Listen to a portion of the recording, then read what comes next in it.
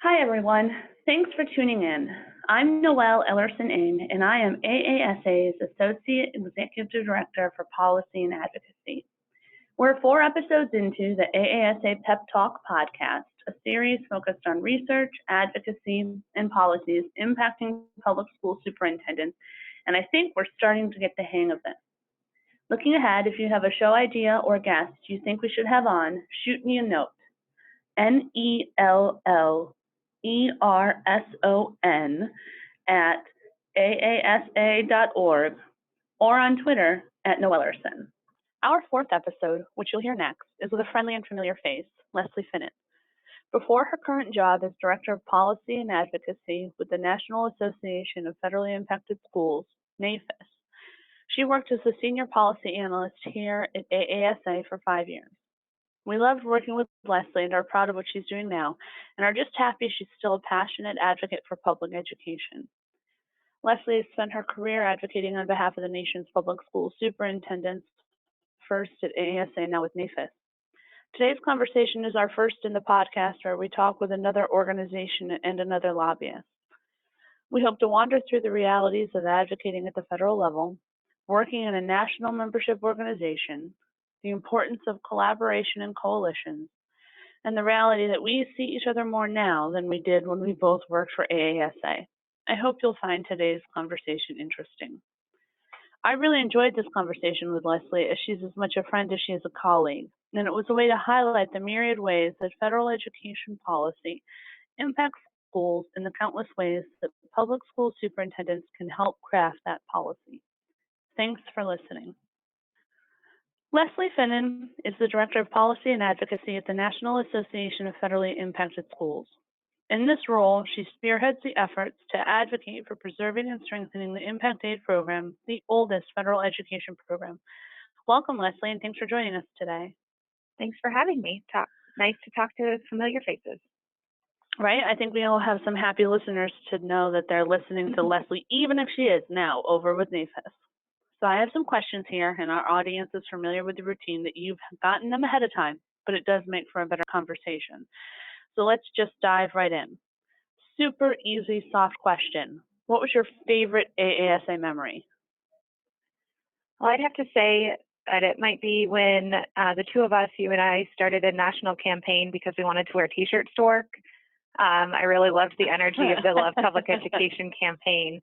And just how excited and positive everyone. It really pulled out the best in our members and in our team and reminded me how impactful public schools really are.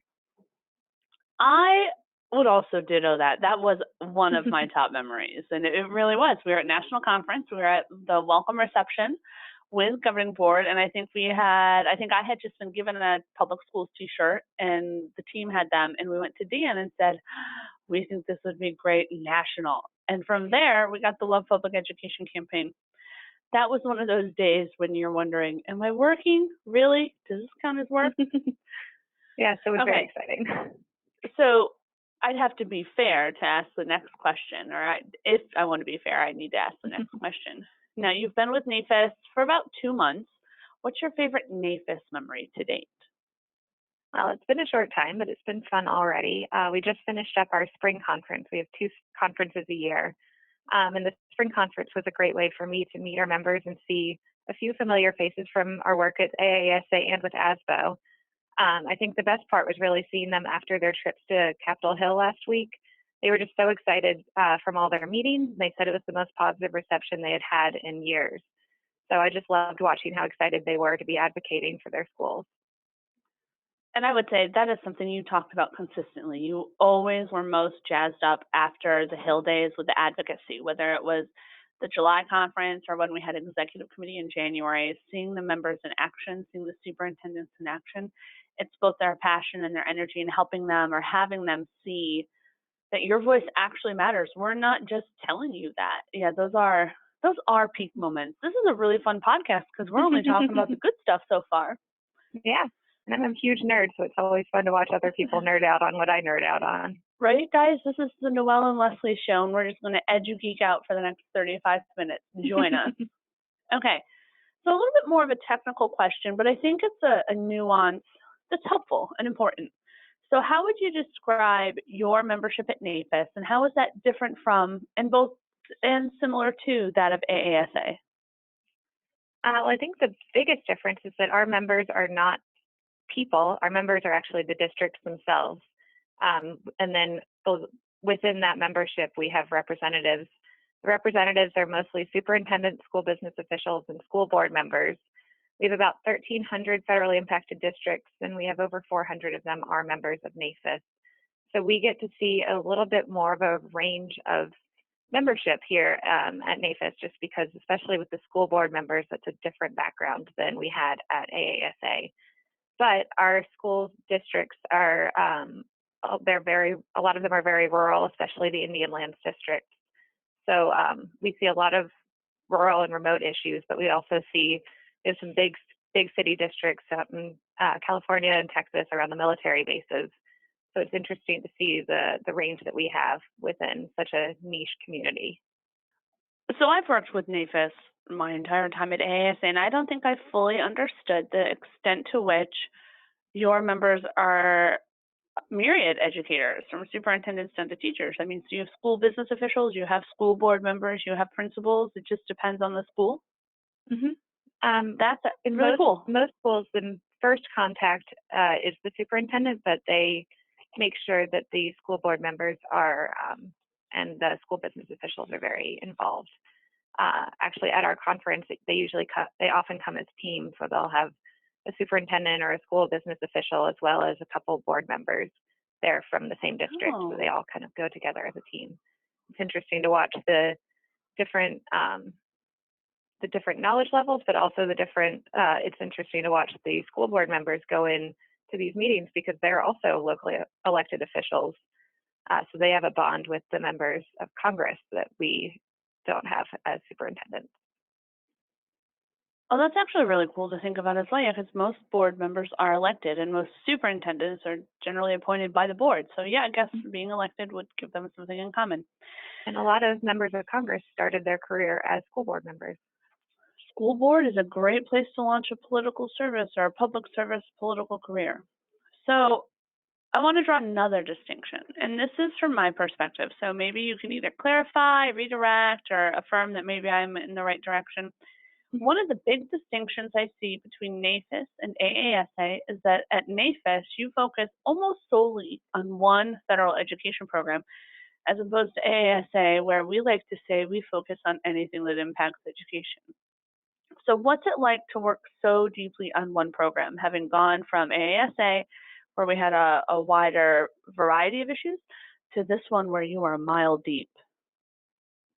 Yeah, that's definitely been a transition already. I went from presenting on what was happening in every facet of the education policy to being hyper-focused on impact aid.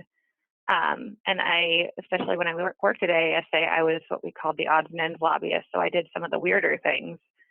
So I have a lot of knowledge in building construction and on school nutrition and other non-K-12 education issues. But now I have this great opportunity to dive really deeply into one issue. I was a little nervous coming in that I was going to get bored, but almost 3 months in, impact aid is still way more complicated than I thought it would be. So it's taking a lot of my wonkiness and putting it to good use. And impact aid also interacts with elements of education policy. So I'm still using my broad knowledge to help my advocacy. I think it does help that I can talk to broader federal education issues when I go in to talk about impact aid, and I know kind of the broader atmosphere of what's happening in DC and in schools around the country. So I can use that to help my advocacy for a very targeted program. So we're not going to go geek out on it, but one thing I'm constantly overwhelmed by are the different formulas or aspects of impact aid and how you do the calculations and the rates and the time at which they're available. And that's why we're thankful there's NAFIS, because we value impact aid and we can advocate for impact aid without needing to know that. We just need to know how to call Hillary and Leslie. So that works out pretty well. Maybe give me a few more months before I'll have the formula. Well, luckily, in terms of reauthorization, we should be good until ESSA is up. But yeah, now it's just making sure that the funding's there and that they don't cut it and gut it in annual approves. Okay. We're being more realistic though, and we know that NAFIS doesn't weigh in on just one issue, and that you will sometimes coordinate on other issues, often through coalitions. And in fact, you and I were emailing yesterday about whether or not there might be room for NAFIS to engage on something related to IDEA full funding. So what are some of the other topics at the federal level that NAFIS does engage in, and what are some of the ones that you monitor but might not engage in right now? As you said, as you just said, the biggest thing we're always dealing with is funding.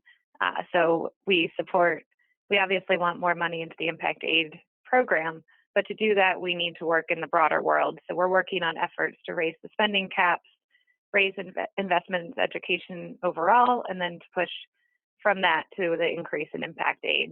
So that means I'm on the same coalitions as you are, the National Committee on Education Funding, the Children's Budget Coalition, NDD United, and all of that.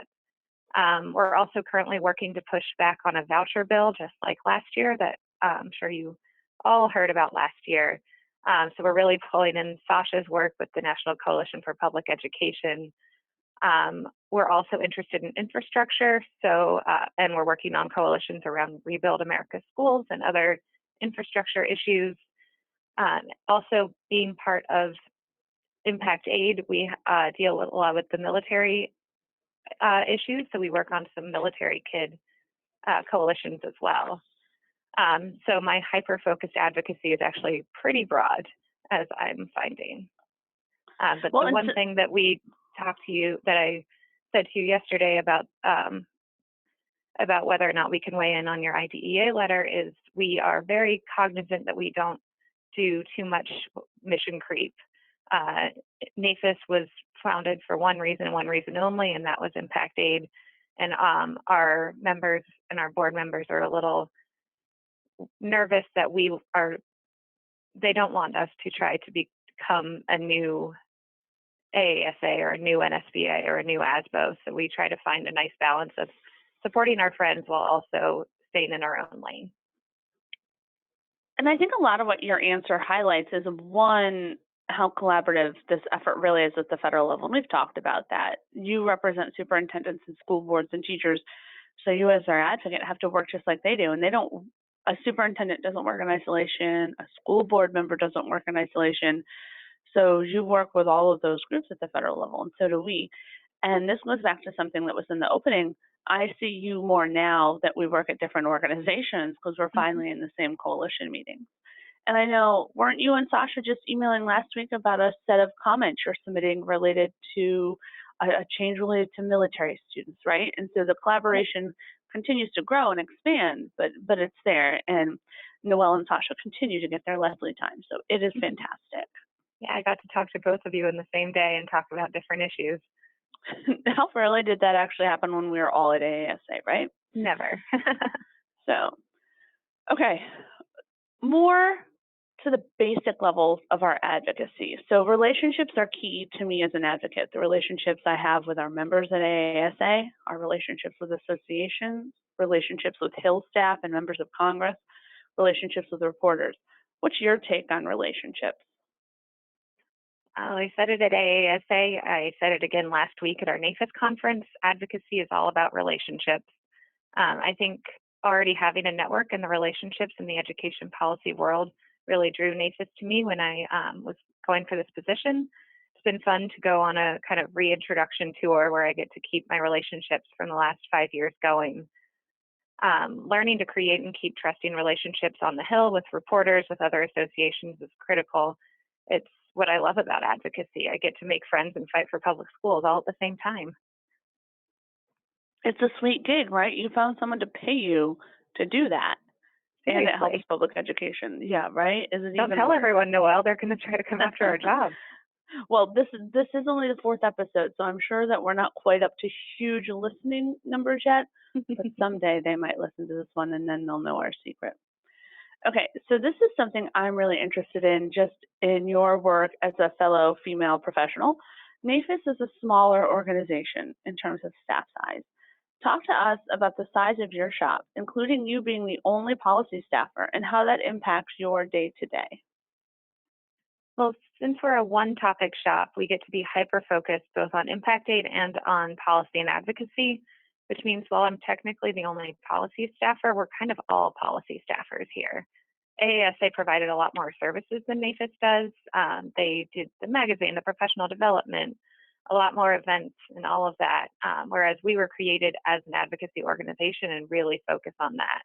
So that means that while we have a communications person, a conference and office manager, and our executive director, we're kind of all doing it in the focused on advocacy and on policy.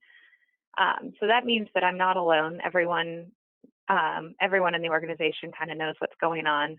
We also have 2 fabulous interns this semester who are spoiling us rotten with how great they are. But being a 6-person organization, including our interns, that means that it's definitely an all hands on deck kind of place. Last week, I was there stuffing folders, helping with registration at the conference, running interference, but it also means that everyone at the office really knows what's happening in policy, and so I don't have to do too much education constantly because everyone's kind of working on the same issues, which is really, really exciting. It's actually really fascinating to think about how much you accomplish with just a 4-person staff. Mm-hmm. Like that's actually the fact that you put on a national conference, your annual conference, with 4 people. Like that's a lot to think about, because we have a staff of 35 here at AASA, and then we have outside contractors when we do our national conference. And so, props to y'all for running a tight ship over there. Well, that's all on Lynn, our conference manager, who just celebrated her 30th anniversary here. So there's something to be said for institutional knowledge, right? Yeah, and she's amazing. Well, props and congratulations on that conference. I want to pivot back to a little bit more geeking out. What's your favorite factoid that you've learned about the Impact Aid program in your time with NAFIS? Well, I think it's pretty cool that Impact Aid was the original federal K-12 law. Mm-hmm. I love that ESEA was actually written as an amendment to the Impact Aid law.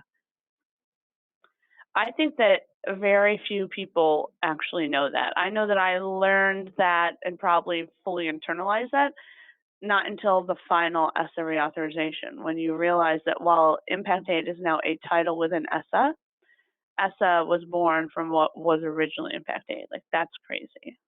Yeah, I didn't even learn it until I took this job, so still. See, now we know. Okay, so now we're backing out even further. Now, more generally, tell me your favorite EduGeek moment. Have you ever fangirled over an opportunity that your work afforded you? A specific interview, a meeting, an event, any of your work travel, a conversation or experience with a member? Well, how nerdy do you want me to get? I want you to be Leslie nerdy, so go right ahead. Well, I've gotten the opportunity to talk to several governors, walking Representative Klein out of our conference. I have made it into families from the same tiny town in southeastern Minnesota, and have been to the same tiny town in southeastern Minnesota's annual town party. So it was a fun connection to make with someone who was so impactful on education policy for so many years. I actually remember how excited you were to put that together, because it is a very small town. Mm-hmm. Yep. A very small town. Houston, Minnesota. That's funny. We live in Minnesota. Okay, so looking ahead more, a little bit more perspective, what's the story or policy proposal that you are most anticipating this year? Well, Mueller's report is dropped, so we can take that one off the list. And besides gridlock, hopefully we're going to get a decent raise to the cap so we can actually get some more funding into the education world. Here at NAFIS, we're also really excited to be pushing an Impact Aid infrastructure bill that we're introducing hopefully in the House soon, in a bipartisan fashion, which we're very excited about. That would get more money into the Impact Aid construction line if some large infrastructure package were to happen throughout federal government. Leslie, you know I've been waiting since June of 2017 for the Title I formula report. You're not excited for the Title I formula report? I am not, no. We also don't know if it's actually coming in 2019, exactly. Let's be honest. Okay, so more specific, what do you predict for education policy in 2019? And this could be your prediction for things that you think will actually get done, or just things that might get some attention or suck up some energy in the room or use some political chips.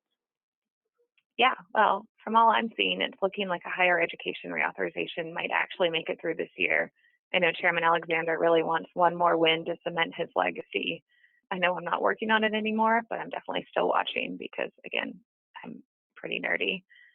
So I worked so intimately with it in the last Congress that I'm still interested to see what happens. So that's kind of the biggest education thing I see happening. I don't see too much action otherwise. I know they're starting to talk about nutrition, but I don't know how far they're actually going to get after last year's farm bill.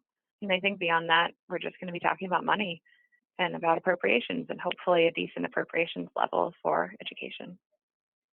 Well, and then eventually we'll get late enough into 2019 that everything's just going to be about that little thing in 2020, that whole election, right? So, Wait, something's happening in 2020? yeah, Leslie, we can have a sidebar conversation after the podcast if you need me to fill you in. Oh, thank you. Oh, no. So this is actually, we're hitting up one of the final questions, and that actually ties into this idea around the 2020 election. What role do you see for education in the great 2020 election? Well, for all the importance that Americans place on K-12 education in public schools, it's never really been much of a rallying cry in presidential politics. I think higher ed and early ed and childcare will take up a lot of the education adjacent airspace.